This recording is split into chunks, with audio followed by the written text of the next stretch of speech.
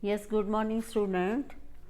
Yesterday we have discussed what was the Soviet system and why the Soviet Union became a great power after the Second World War, and third one was the drawbacks of the Soviet system, and then why the Soviet Union lagged behind the West.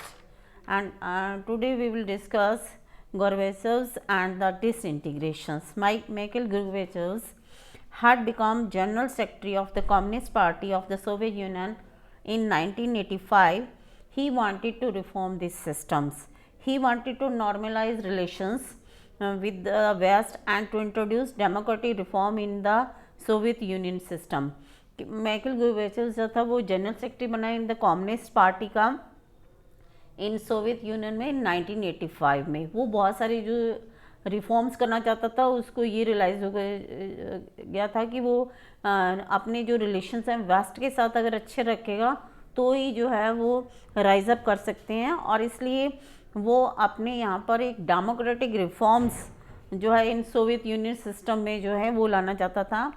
And the USS were at its core A totalitarian state where every kind of human freedom, be is in the form of free speech or individual enterprise, was suppressed with much brutality.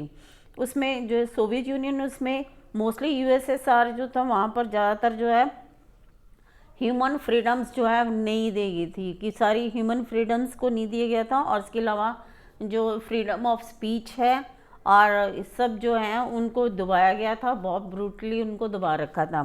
The people in the eastern European countries who were the part of the Soviet bloc began to protest against their own government and the Soviet control.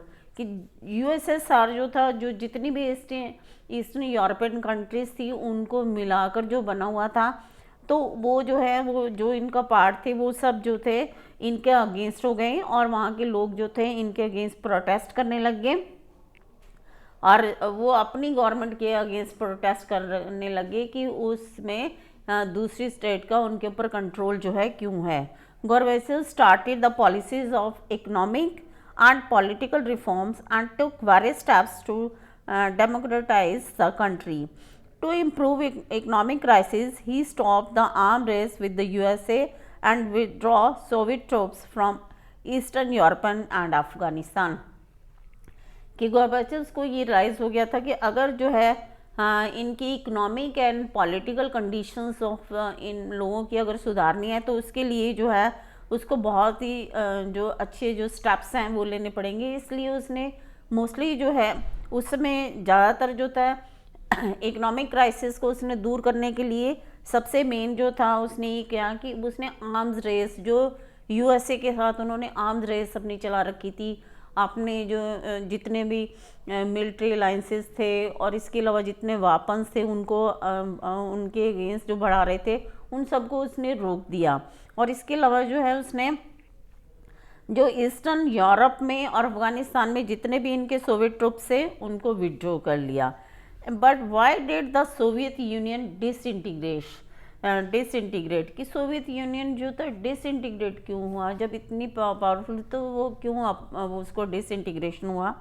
The Soviet Union maintain a huge nuclear and military arsenals which was used to develop and maintain its satellite states in Eastern Europe and its Soviet blocs.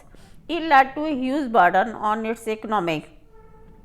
At the same time, ordinary citizens became more economic advanced of the West. People realized the disparity between their peoples and the Western capitalism. इसमें सबसे main reason जो ये था कि जो Soviet union थी उसने एक अपना ह्यूज न्यूक्लियर जो था वो और मिलिट्री जो क्या था वो उसने अपनी बहुत ज़्यादा उस पर खर्च कर रहा था, उनको बढ़ा रखा था।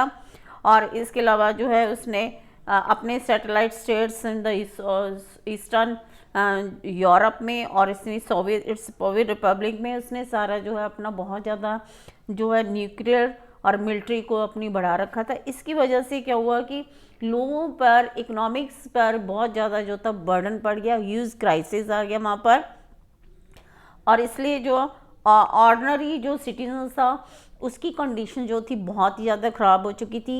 अकॉर्डिंग टू द वेस्ट के लोगों की कंडीशंस बहुत अच्छी थी, लेकिन ईस्ट के लोगों की कंडीशन जो थी वो बहुत ज़्यादा ख़राब हो रही थी। इसलिए जो है पीपल्स ने ये रियलाइज़ किया, डिस्पैरिटी रियलाइज़ की पीपल्स ने between their peoples and the western capitalism. इसलिए उनको ये लगा था कि इससे अच्छा जो है वेस्ट है और वो वहाँ पर जो कैपिटलिज्म है वो ज़्यादा अच्छा है यहाँ की बजाय।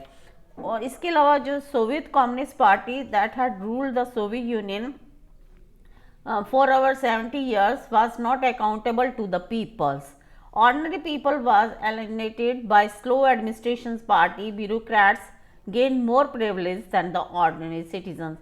इसके अलावा जो कम्युनिस्ट पार्टी थी वो उसने किसी को दूसरा राइट्स नहीं दिया हुआ था। कम्युनिस्ट पार्टीज एक ही वहाँ पर सिंगल पार्टी थी और कोई भी दूसरी पार्टी बनाने का या कोई ऑपोजिशंस का वहाँ पर कोई राइट नहीं था।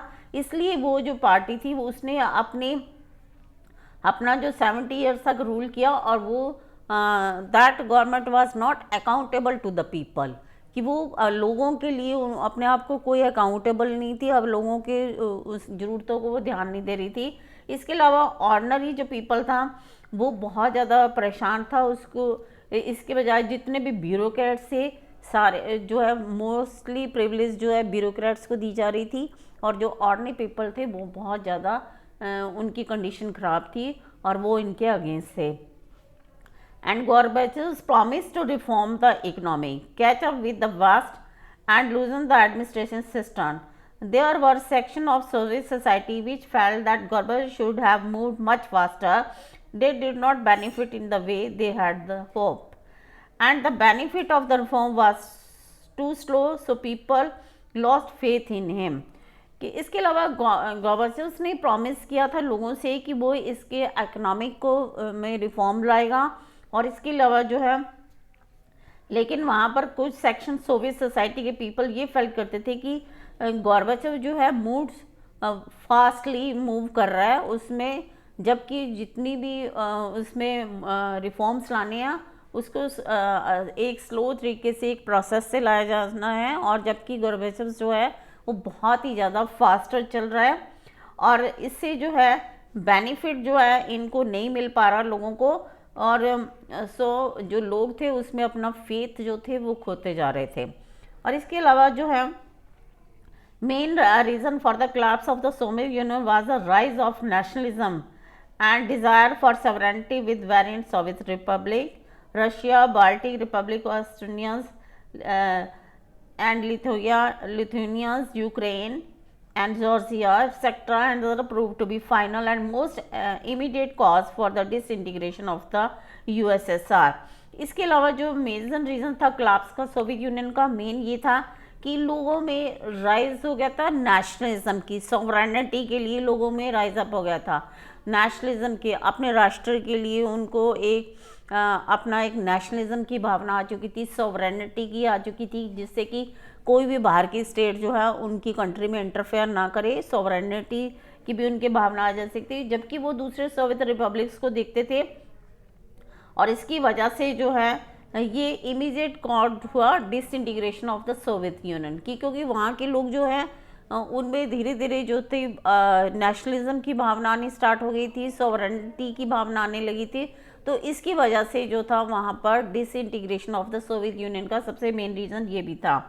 The nationalist would always be strong in Central Asian Republic due to their economic backwardness and ideas and religious differences.